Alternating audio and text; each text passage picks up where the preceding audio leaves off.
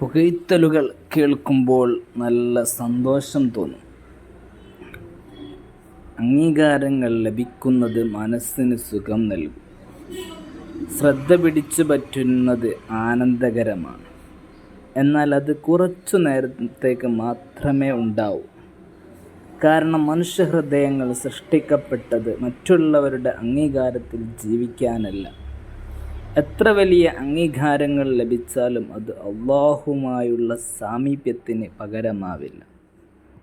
അതുകൊണ്ട് മറ്റുള്ളവരുടെ അംഗീകാരം കിട്ടണം എന്ന് മാത്രം ആഗ്രഹിച്ച് ഒരാൾ അധ്വാനിച്ചാൽ അതിന് ഫലമുണ്ടാവില്ല. അത് കേവലം മണിക്കൂറുകൾക്ക് മാത്രമേ അതിന് ആയുസ്സുണ്ടാവുകയുള്ളൂ.